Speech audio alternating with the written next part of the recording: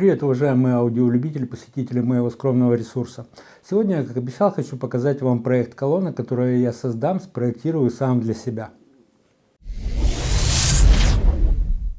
Ну как создам, спроектирую? Сперва я их представлю себе, разжу, так сказать, во влажных аудиомечтах, потом посмотрю, какие есть возможности у меня, что предлагает рынок, и на основании этого, на основании своих запросов, своих потребностей, спроектирую, соберу, вымелю, настрою каким-то образом, создам, короче говоря, модель колонок строго по своим своим требованиям. И это очень важно. Для тех, кто спешит, я сразу скажу, что это хоть и будет руководство к действию, но, во-первых, это будет очень недешевый проект в случае реализации самому. Во-вторых, это будет проект, заточен именно на мои потребности. И что не факт, что понравится вам. То есть каждый из нас имеет набор задач и свойств, необходимых от акустической системы, чтобы они удовлетворили его те самые влажные аудиопотребности.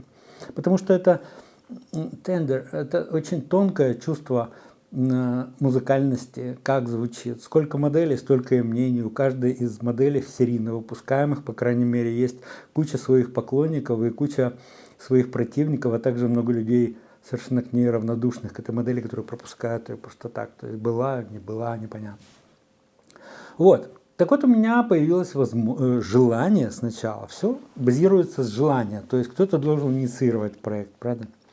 Так вот, те колонки, которые я описал в одном из своих видео, просто для того, чтобы показать еще один аудиобукетик, как он создавался 50 лет назад здесь, в Германии. Я рассказал об этой системе и указал ее недостатки, которые меня лично не устраивают. Несмотря на то, что, конечно, все это великолепие нужно было, когда мне было лет 15.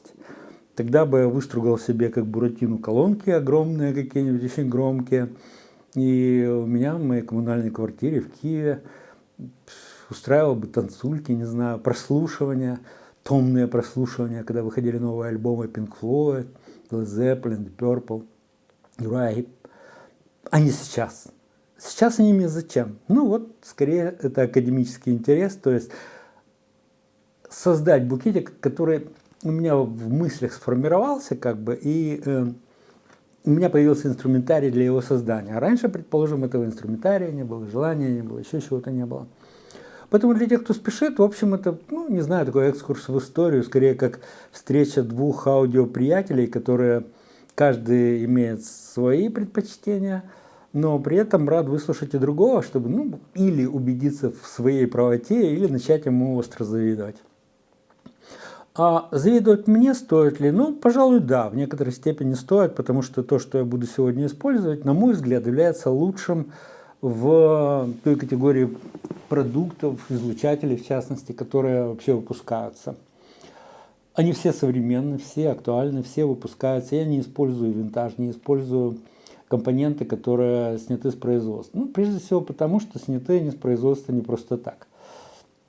Весьма вероятно, что они были вытеснены более удачными решениями, или более дешевыми, или более удачными. Но не стоит думать много о дешевизне и уповать, вот, раньше там платили деньги, готовы были платить, сейчас не платят, сейчас все надо за $100, допустим. Нет, конечно, рынок огромен дорогой аудиотехники, очень дорогой. То есть можете посмотреть мои репортажи с выставки в Мюнхене, это весной прошлого года. Там много было решений, которые просто на голову не налазят ни по цене, ни по размаху, ни по полету инженерной мысли. Там очень интересные были вещи. Хотя зависть, кстати, у меня, кое-что вызвало, я там говорил в этих репортажах. Знаете, так фрагментарно. В одной акустической системе одно вызывает зависть, в другой акустической системе другое вызывает зависть. И сегодня я покажу, в общем, то, что я так насобирал, навыдергивал таким образом. И сложу колонку из того, что называется мне. Это может быть не совсем правильный путь. Может, кто-то из вас, не молодых, как я, людей, любителей футбола, знает, что был когда-то Нью-Йоркский футбольный клуб «Космос». Туда собирали самых лучших игроков со всего мира. Бекенбауэр, Пеле, какое-то время там играл еще, другие звезды, реально. Сейчас таких звезд нету. Сейчас есть звонкие имена, но тогда это были боги, а сейчас это просто удачливые спортсмены. Неважно. Суть в том, что эта команда проиграла все, что могла. То есть, ну, может, не все это я утрирую прям, но суть в том, что космос, созданный из лучшего, не стал лучшим в целом. Или как Лобановский говорил, что в киевском «Динамо» периода, когда Шевченко там появился, например, что звезд в команде нет, ну, Шевченко еще туда не был звездой, будем создавать команду звезду. Вот очень хорошее такое определение. Так вот, я сегодня попытаюсь из реально звезд, излучателей, решений создать что-то интересное. Это обойдется приличную сумму денег, но ну как, я запросил образцы динамиков у ведущих производителей, те, которые мне бы подошли, они мне их выслали, и сегодня я вам их представлю. В следующих выпусках я буду показывать, как я работаю с этими динамиками, что я с ними делаю, как и зачем. Итак, давайте поговорим о концепте. О чем же Юра мечтал и что я собираюсь собрать сейчас. Идеальным источником звука является точечный излучатель. То есть, ну, в современном понимании уже много десятков лет это широкополосный динамик, шапе, однополосное решение. Как правило, это в громоздких корпусах. Многие из вас знают, что это такое. Это оформления такие, как Онкин, или лабиринты, рупора, лаузеры всякие, фостексы для бюджетных решений. Другие, там, Таной, не знаю, много кто создавал широкополосные динамики для разных задач, но они не выдерживают критики, потому что ничего, кроме джазовых трио, на них без слез слушать нельзя. Ну, то есть, получается не очень интересно. Ну, вот Санида, например, последнее из того, что я знаю, самое свежее решение от Иштвана Варги из Будапешта. Ну, все хорошо, но вот у меня несколько знакомых и собрала, и благополучно продала, потому что первые минуты слушаешь, часы, конечно, ставишь музыку эффектную, там Диана Кролл, там что-нибудь джазовое, такое изящное, воздушное, и оно звучит потрясающе. А потом ставишь какой-нибудь или Deep Purple, или симфоническую музыку БСО, и получается, что швах, то есть все в кашу, в кучу, какое-то гудение на миди появляется, потому что, чтобы вытянуть бас, приходится в миди кое-чем жертвовать. Короче говоря, все хорошо, нет фильтров, то есть фазочастотная характеристика наиболее ровная, но это не популярное решение, я, категорически от него отказываюсь, и мне это не интересно. Следующее решение – это двухполосная колонка. Она может быть как напольного исполнения, так и полочного исполнения. У меня же это все предполагается работать с сабвуфером. Тут у меня стоит саб. На нем я тоже рассказывал. Он примитивный, простой, но мне его за глаза хватает, потому что требования к сабу у меня, чтобы он был. То есть мне нужен базис, на который ляжет музыка. Это освобождает колонки от необходимости воспроизводить какой-то суббасовый диапазон, и это очень хорошо, потому что иначе я бы стремился там, к 30, к этим самым герцам искомым, которые в моем утлом помещении, скажем, ну не знаю, тут метров 22-25, что-то такое. Короче, не очень хорошо бы это все звучало. И колонки получились бы громоздкими и в ущерб остальным всем диапазонам, всем регистрам, которые колонки воспроизводят, когда тянешь из нее там со дна что-то, то компромиссным является все в колонке. Если где-то ты добавишь, где-то пропадет и наоборот. То есть тут абсолютно ровно, чтобы все поднять. Даже за счет, например, стоимости такого не бывает. То есть все равно это компромиссы. И хочется поменьше этих компромиссов, поменьше сшивок, динамиков, полос и так далее. Но без этого никак. Ну вот, например, Twitter придется мне применять. То есть я рассматривал двухполосную систему на базе динамиков чудовищной стоимости, что-то там думал, ну тоже образцы попросить, потому что человек я бедный, небогатый, я могу только попросить, и мне могут отказать, как бывает многократно, или удовлетворить мою просьбу, как тоже бывает. Двухполосную систему я спланировал, было. Но получается, что тот же компромисс между басом, хотя бы, ну, Конечно, не от 100 Гц. Я вначале думал, вот как вот эти сделать колонки, которые от 100 Гц реально работают в закрытом ящике, то есть наиболее музыкальное по басам акустическое оформление. Но все-таки нет, потому что кое-что я слушаю без саба, мужские голоса с сабом, тот же диктор, там, или там, не знаю, Магомаев поет, например, он там появляется в этом сабе, это жутко неприятно звучит, чтобы вы понимали. То есть, ну, это мое мнение, можете высказать свое там в комментариях. Короче, мне это не нравится. Короче, я хотел бы, чтобы акустическая эта система работала самостоятельно, хоть в определенном наборе жанров. Поэтому это все-таки портет, то есть фазоинвертор и полочник. И вот больше вот этих колонок. Я могу, вот когда люди говорят или пишут, что нет места поставить там какие-то мультимедиа колонки, вот такие DFR, говорят, огромные, 2580, 2850. Ну, они больше, они такие, по-моему, ну, блин. Тут можно их 5 вверх расположить, вниз и 4 в стороны, вот здесь и там, вот, ну если так уже. Что значит нет места? Я этого не понимаю. Что у вас там, мешки с мукой стоят кругом или с деньгами какими-то? Ну, я шучу, утрирую, не хочу никого обидеть, хотя иногда очень хочется, потому что то ли непродуманно люди пишут, то ли, ну не знаю, короче, мне это неприятно. Такие вопросы, такое впечатление, что по остаточному принципу, вот, человек подбирает себе колонки и просит из говна пулю как бы ему найти, и чтобы недорого, и чтобы маленькое такое было. И я не отношусь к таким людям, в смысле, что я отдаю себе отчет, что если я хочу, допустим, хороший велосипед вот у меня, нужно, во-первых, заплатить деньги, во-вторых, у него должны быть 28 дюймов колеса, то есть, ну, определенный набор там Шимано, вот этих всех колодок и так далее, для того, чтобы он был хорошим. То есть я понимаю, что за 5 копеек это не получится, и на улице я такой не найду. Здесь просто на улице люди оставляют велосипеды, которые мне нужны. Так вот это не тот случай.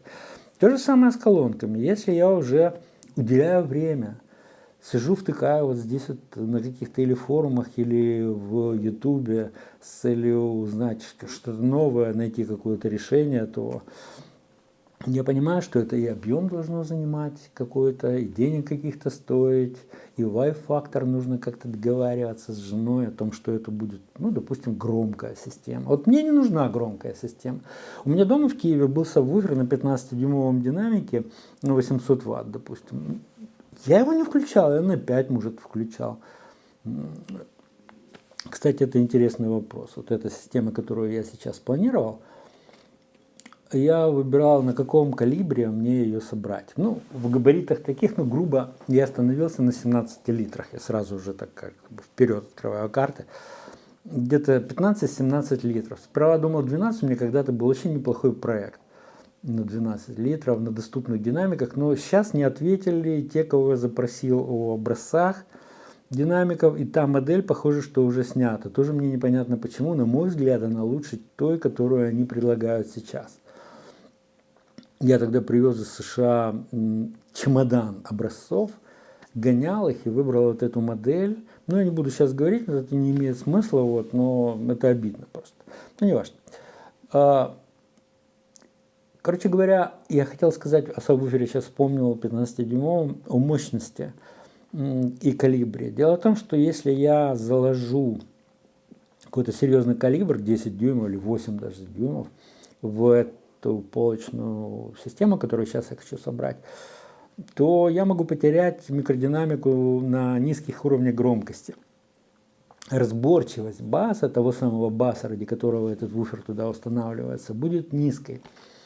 Все-таки каждый динамик имеет некий крейсерский режим, только выйдя на который вы получите полностью отдачу всех его возможностей. А до того, хоть на нем написано там резонансная частота, портированную он обеспечит какие-то там приличные характеристики, но на меньшей громкости, чем некая там критичная, некий рубикон такой громкости есть для каждой модели, для каждого оформления с этой моделью.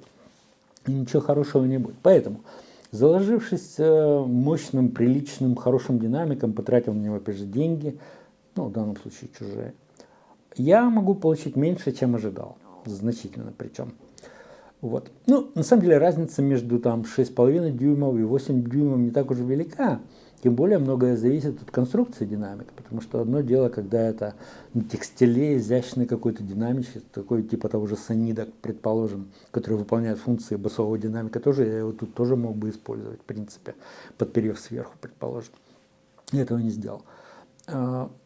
Или на резине длинноход какой-то, компрессионный. Поэтому от выбора вот этого концепта для этого динамика это тоже многое значит. То есть, если у вас у соседа Феди, допустим, какой-то динамик 8 дюймов, работает очень хорошо на малом уровне громкости, это не значит, что вы себе можете купить колонки тоже на 8-дюймовых динамиках, и они тоже будут так хорошо работать на низком уровне громкости. То есть это вообще ничего не значит практически. Только та модель, которая у него, причем желательно в его интерьере и в его режимах эксплуатации, то есть той самой громкости того спектра сигнала, который он на него подает. Потому что если он слушает, допустим, там старый хард-рок, а вы слушаете хип-хоп, то это не будет неконструктивным обмен опытом по выбору акустической системы. То есть, видите, многое влияет как бы.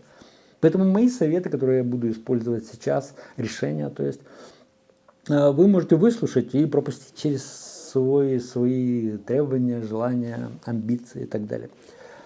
Да, и я не нашел такого динамика 6,5 дюймов, который бы... Потому что меньше можно было бы. Вот 5-дюймовый динамик уже мид отрабатывал, ну, довольно хорошо, я был готов на нем что-либо создать, тем более, что это просто двухполоска, да, 5-дюймовый динамик плюс твиттер какой-то, и получилось бы, ну, в общем, пародия на мультимедиа, ну, допустим, я бы сделал лучше. Как бы это сделал, я сейчас не могу сказать, потому что я этого не делаю сейчас. Там вынуть из этой пары можно было по максимуму для себя полезного, в отличие от серийно выпускаемых моделей, которые все-таки точатся на универсальное применение. То есть там ни в коем случае нельзя делать упор на какое-то использование. Ну, кроме, допустим, портативных колонок, которые используются с батареями, и в этом основной упор как бы делают производитель, там меньше потребляют они электроэнергии, другие колонки там, которые имеют какое-то конкретное назначение, делаются несколько иначе от этих, в отличие. А я тоже здесь делал бы для себя колонки, которые, в отличие от серийно выпускаемой мультимедии, в частности, вот, если говорить о 5-дюймовых динамиках, ну, были бы там интереснее, ну, для меня в частности. Но нет, тоже, значит, 5 дюймов это совсем детский размер, причем бас он уже утерял, как бы, а середина все еще по-прежнему далека от естественного звучания. Тут понимаете, в чем дело? Если динамик очень тяжелый, он отыгрывает низкий, его можно ниже опустить, он будет глубже копать, и основа, та самая басовая, будет более выражена. Ну, что это значит? Это значит, что две системы с абсолютно одинаковыми характеристиками в плане басов, там, допустим, от 43-5 Гц работают обе при неравномерности, тоже заявлены, там, плюс-минус 3 дБ. Вот обе. Но одна сделана на динамике потяжелее, другая сделана на динамике полегче. Так вот они будут по-разному звучать. И там будет вот обеспечен тот же диапазон частот. Но звучать они будут заметно по-разному, но опять же в басовом регистре. Но хотя баланс будет другим, поэтому будет казаться, что звучит вообще все по-другому. То есть и высокие и средние частоты есть такой феномен. Вот. А я же стремлюсь к чему-то своему, которое мне понравится. А я очень трепетно отношусь к высоким частотам, средним частотам, вот стыку между ними особо критично, просто там не находится никаких практически живых инструментов. То есть, если вы посмотрите таблицу частотных диапазонов там, вокала, каких-то инструментов, то кроме скрипочки и флейты пикколо, в общем, там в диапазоне 5-7 кГц ничего такого нету. Там уже только гармоники и обертона живут, которые, безусловно, архиважны, но которые не являются тоникой исполнителя, то есть это не основной тон. Короче, я выбрал калибр 6,5-7 грубо дюймов и обратился к ряду производителей, чтобы они мне дали образцы. А из динамиков, которые я при этом модели выбирал, я сделал упор на том, что он должен быть басовым, но легким как-то так. То есть Производители его позиционируют для двухполосной системы, а я решил сделать трехполосную систему и использую там этот динамик, который в принципе мог бы и петь середину, но я у него ее заберу. Итак, я выбрал трехполосный концепт. Трехполосный концепт выбрал и... Ладно, давайте последовательно. И динамик 6,5-7 дюймов. Обратился к разным производителям, как я сказал, и вот мне прислали уже, кое-кто подтвердил, что он готов выслать, и кое-кто прислал. Итак, встречайте, от компании SIS, норвежской, пару динамиков. Я еще не открывал эту коробку. Я надеюсь, что там динамики, ну, потому что их менеджер мне это обещал. Содрали с меня этот налог, пошлину, потому что Норвегия это не Евросоюз, оказывается. Поэтому я за это заплатил. А так они мне достались бесплатно. Большое спасибо компании SIS, которая пошла навстречу старому бедному инженеру, который захотел сделать колонки, используя их динамики. Фирма эта почтенная, вы ее знаете. Динамики модели вот это. CA18RNX H1215.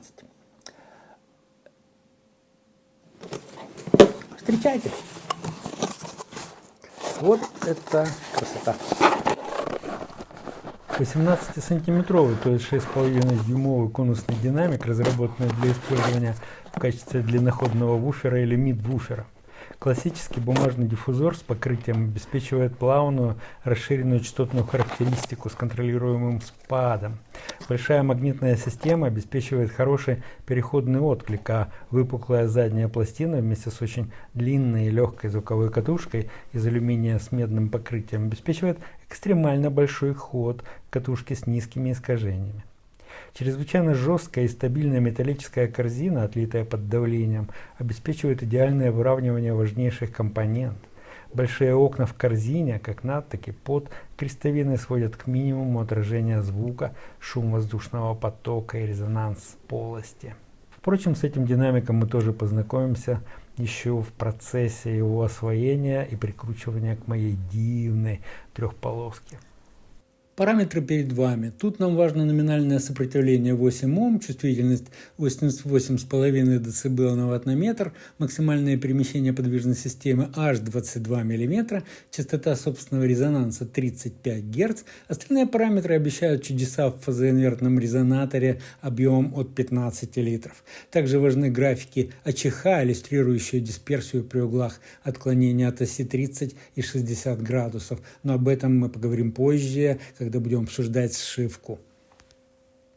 Что ж, мне нравится, я их вижу первый раз, но много о них слышал, читал о конструкциях на них собранных, мне они показались интересными, и я готов на них сделать трехполосную систему, в отличие от рекомендованного применения двухполосной системы. Ну, то есть, скажем так, я купил более дорогую вещь, собираюсь ее использовать ограниченным способом. То есть это не рационально 100%.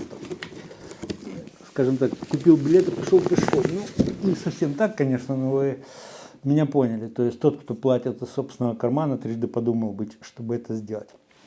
Сколько они стоят, вы можете посмотреть у вас в странах, потому что я не готов прям сказать для каждой страны отдельно. Ну а как же быть с остальными регистрами моего гениального решения? Много лет я мечтал о использовании среднечастотного динамика купольного типа 2, 2,5, 3 дюйма. Но они были недоступны для меня, профессионально я с ними как-то не пересекался, а как любитель для меня они были достаточно дорогими, хотя было время, когда они были более-менее недорогие модели, там то ли от Вифа, то ли от Пирлиса они выпускались, но все равно мне тогда было не до колонок. Короче, так или иначе, прошли десятилетия, прежде чем я до них дотянулся. И вот встречайте, мне прислали свои образцы своих одних из лучших купольных среднечастотных динамиков с фантастическими характеристиками. Это Tank Band.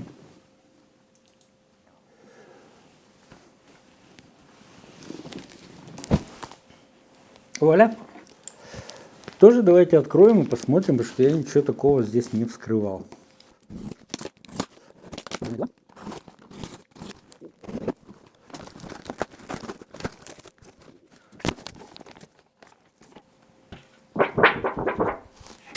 Оригинально.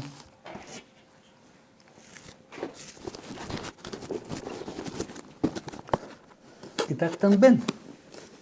75. 75 это цифра, обозначающая диаметр в миллиметрах. Забегая наперед, скажу.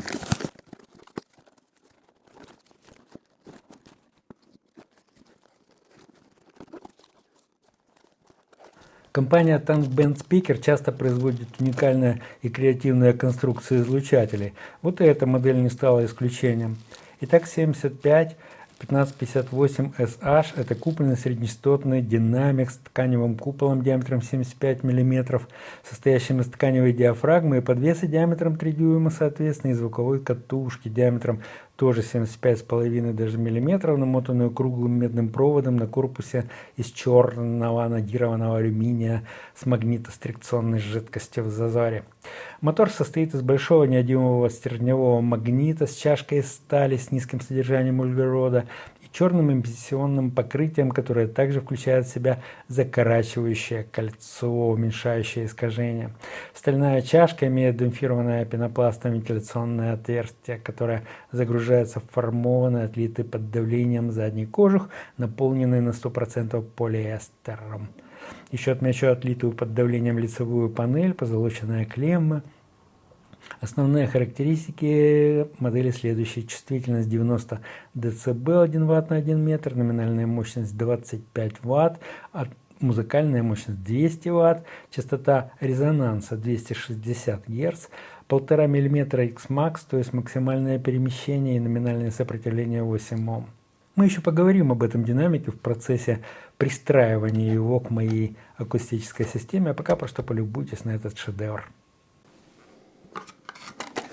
Вот это вызывает у меня опасения, конечно, когда динамик будет вставлен из-за подлицо в корпус, кажется выступающим заметно и может быть поврежден механически. Над этим надо подумать. Если у кого-то есть советы, отдельные советы, дорогие друзья, то прошу мне их сообщить, возможно, я смогу их, допустим, реализовать. Динамики дорогие, стоимость около 240 евро штучка, и способны на многое. У них низкая резонансная частота, и их можно использовать чуть ли не 200 Гц.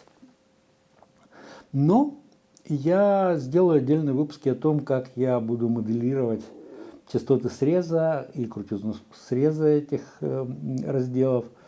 Буду подбирая компромисс для обеих динамиков, участвующих в сшивке. То есть, например, басовый динамик SIS с этим Tank Band я буду сшивать, двигая полосы и прослушивая в том числе и рассматривая АЧХ, ФЧХ в предполагаемой полосе раздела. Это очень интересное занятие, очень похоже на ковыряние в носу, но, во-первых, его необходимо сделать, если ты хочешь получить оптимальное решение, то есть лучшее из возможных в данной ситуации. Ну, что я называю ситуацией? Динамик интересен басовый только в оформлении. То есть я сперва соберу корпус для него, тот самый 15-17 литров, встрою его туда, а потом прикручу туда и этот динамик. В частности, он имеет закрытый корпус, ему даже не нужен стакан изнутри, я его просто снаружи вставлю, укреплю, и он закроет отверстие. Это, и твиттер еще, разумеется. И начну измерять, во-первых, измерять микрофоном, делать акустические измерения, но событийное только в диапазоне предполагаемой сшивки. Я ее вижу так от 500 до 800 Гц. Может быть и нет, посмотрим. Посмотрим, на что способны эти динамики в том или ином диапазоне частот. Сразу глядя на этот Tank Band, я смотрю, что его хорошо бы резать на 5, да, на 5 кГц сверху, а снизу вот, собственно, практически все равно где. То есть тут важно будет тогда возможности низкочастотного динамика. Докуда он, допустим, поет, докуда ему дать петь. И вы понимаете, в чем дело? Если я его буду резать вот этот динамик здесь, например, что такое 200, 300, 400, 500, на 500 Гц, то это нужен фильтр высокого порядка, чтобы всерьез завалить вот эти неприятности, которые здесь есть. Это, вы понимаете, что это по оси и 30, 40, 30 и 60 градусов дисперсия. У него так вот выглядит эта динамика, но меня интересует по оси, разумеется. Будем строить решение по оси. В итоге я подберу сшивки. Ну, то есть, может, здесь придется подвинуть, вообще там, не знаю, на 400 Гц, потому что это позволяет петь. Кроме того, динамики я подбирал. Конечно, я хотел динамики с высокой чувствительностью. Конечно, хотелось бы 95 дБ на ваттный метр, но в таком формате таких динамиков, да еще и современных, не бывает. Поэтому вот у этого 88,5 дБ всего, а у Танкбенда 90 дБ, насколько я помню. То есть не фантастические какие-то, да, вот 90 дБ. Не фантастические параметры по чувствительности, но зато по звучанию, по линейности, по музыкальности, по инженерной инновации, это, на мой взгляд, лучшее решение в этом формате, которое мне бы могли пригодиться для конструирования вот такой вот трехполосной полочной акустической системы. Ну и да, я забыл сказать о Твиттере, но вы, наверное, догадываетесь, какой Твиттер. Те, кто смотрит мой канал и знают, чем я занимаюсь, и занимался последние 30 лет. Конечно, это Foundtech. Твиттер только Foundtech, потому что, ну, когда-то я был озабочен коммерческой стороной этого вопроса. Я долгие годы был представителем в СНГ, а потом только в Украине этой уважаемой компании. Я просто знаком и дружен с ее владельцем и главным разработчиком Максом. Много раз к нему ездил в Китай. Это чистый китаец, без корней там американо, бельгийских каких-нибудь. Да, и да, стоял на заре возникновения вот этой модели, в частности. Это одна из самых недорогих моделей, это CD3.5H. Что же касается Foundtech, модели CD3.5H, на мой взгляд, это самая удачная модель ленточного твиттера от этой известной компании. Я уже написал обзор на этот динамик, и заинтересованные люди могут его посмотреть более детально, углубившись в это дело. Он обладает идеальной амплитудно-частотной фазовой характеристикой за счет рупора и превосходными параметрами, которые позволяют его позиционировать практически в любой акустической системе от 3 кГц и мощностью, скажем, подаваемой на него не более 25 Вт. Neo CD3.5H, но которая мне больше других нравится по результату, как результат по звучанию. Ну, я трудно, не могу, не берусь это объяснить. Там есть какие-то объективные, какие-то субъективные штуки-дрюки, но да, но она не такая уже дешевая, прямо скажем. По-моему, на 65 евро стоит одна штучка. Вот. Ну, вот мне она нравится больше всего. И мне предстоит этот твиттер сшить с этим мидом.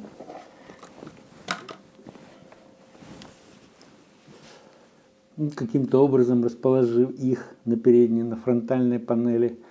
И снизу будет стоять тот самый басовый динамик, который мне предоставил СИС на данный момент. Когда появятся другие динамики в качестве низкочастотных, в первую очередь, я не перемену собрать на них еще какую-то модель колонок, и вам об этом радостно сообщу. Все будет зависеть от того, насколько удачно получится эта модель, какой она получит от вас отклик, потому что я это, ну, в некоторой степени делаю для канала, для того, чтобы показать еще раз, другими словами, в другом контексте, показать влияние компонент в акустической системе, в колонке, во-первых, во-вторых, влияние это на звучание. Сказать, что ценовая категория тут решает, я не могу, потому что я не знаю ваших способностей, возможностей в этом плане. Вовсе не значит, что дороже лучше, просто Ну, таких вот купольников, МИДов дешевых я не встречал, да, и не хотелось начинать с дешевого по той причине, что можно легко разочароваться в этом решении, в то время как, начав с лучшего, с топового, можно начинать мечтать о менее дорогих системах. Может быть, мне не нужен 3-дюймовый, может, надо было 2-дюймовый какой-то взять и резать от 1 кГц, предположим, или там от тех же 800 Гц. Может быть, дайте мне попробовать. Я вам сообщу и свои ощущения в музыкальном плане, которые творческие, это не очень хорошие советы, но тем не менее вы все время просите, чтобы я мнение сказала о той или иной модели акустической системы, а на мой взгляд, оно того не стоит. Вы сами должны делать эти выводы. А моя задача рассказать вам, как достигнуто то, что вы видите перед собой, ну, в частности, серийно выпускаемые какие-то колонки, на что оно способно, чего от него можно ожидать, чего не нужно ожидать. Ну, как вы заметили, концепт это классический, то есть это пассивная акустическая система с пассивными же фильтрами. Я заручился поддержкой монокора, которые мне будут поставлять компоненты фильтра. Я уже на них много-много лет собирал фильтры, меня устраивает полностью. Это недорогое сравнительное решение, ну как недорогое. В колонках у себя в Киеве у Nitro Tansil я заменил кроссоверы в трехполосной системе. Они мне обошлись $260 по себестоимости, а мне со скидкой Монокор продает эти компоненты, предположим.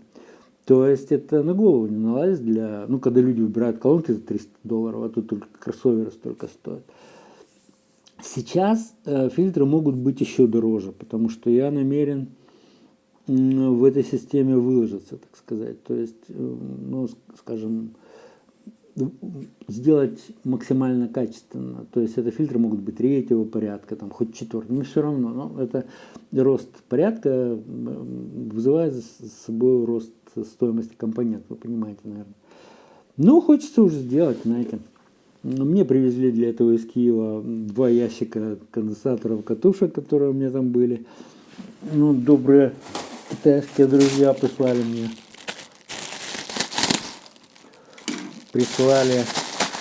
порты под эти динамики, под басовые имеется в виду, для этого калибра, для этого применения, для этого тюнинга.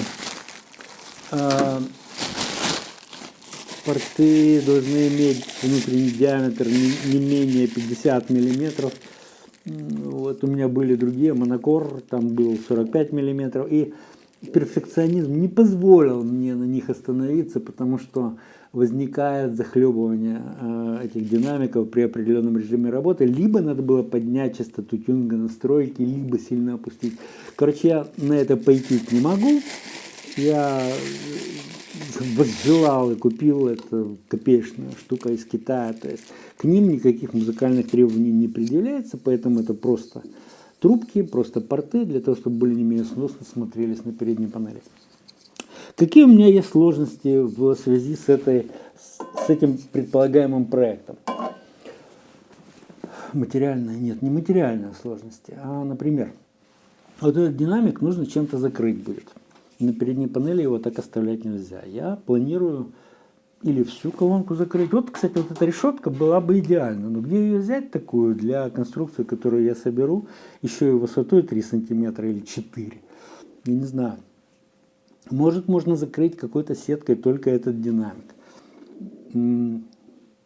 Это не пищалка, поэтому это никак не должно повлиять на качество звучания, поэтому лучше обезопаситься, чем 200 сколько-то там евро попасть на одном динамике помятом. Выровнять его пылесосом, как многие делают с твиттерами, не получится, вы видите. Фактура у него достаточно сложная, и не хотелось бы до этого доводить, верно? Мне нравится вот этот металлический щит, который с ними пришел. Ну, просто потрясающе.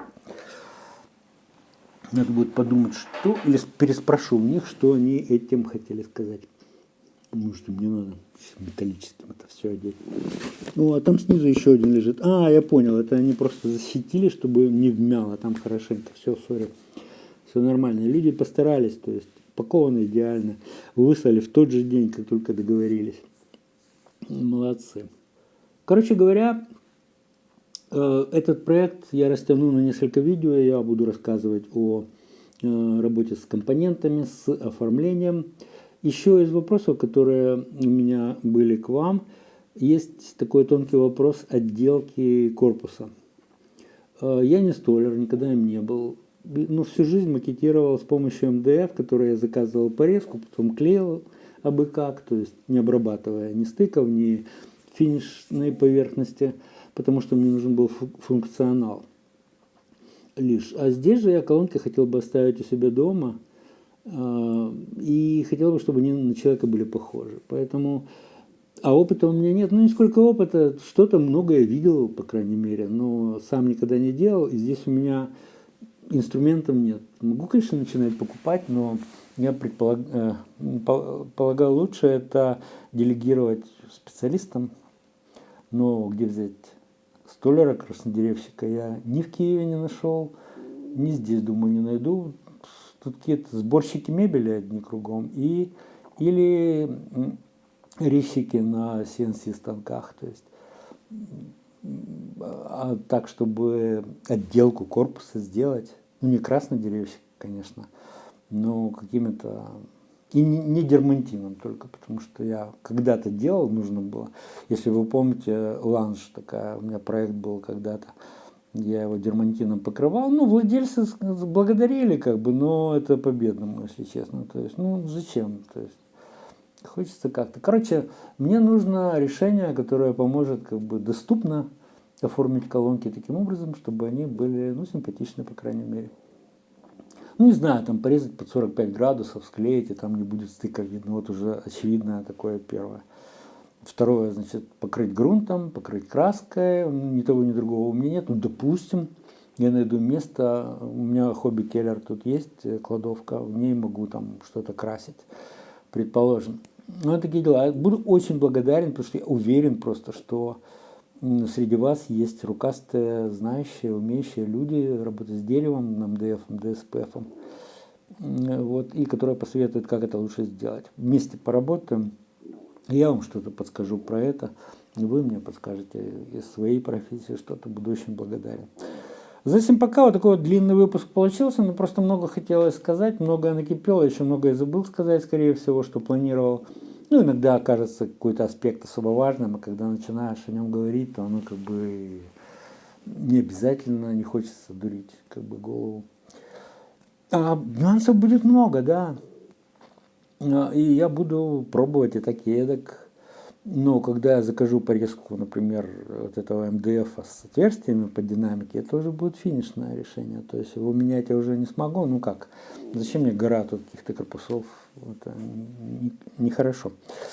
Раз и навсегда надо сделать, но для этого концепт. Дальше я буду думать, то есть если концепт понравится, если будет не хватать, допустим, баса там, или басового участия в балансе, общем балансе звучания, я перейду на другой формат, то есть возьму 8-10 дюймов динамики. Но это новые корпуса будут, конечно. Может быть, когда-то у меня была такая, кстати, решение, такой проект, там, где басовое звено было активным, средневысокочастотное пассивным. Но это, честно говоря, мне не очень хотелось бы в эти полумеры вдаваться. Да, конечно, я вначале думал заказать ДСП и собрать встроенные усилители там. Это можно было сделать и UDFR, с которыми я там могу обратиться, по крайней мере. Но они что-то отдалились от меня, ну, в смысле, не так охотно сотрудничают, скажем. Просить их перепрошить ДСП плат комплекта для меня лично, это было бы уже что-то такое. Ну и потом усилители класса D мне нравятся, я не возражаю.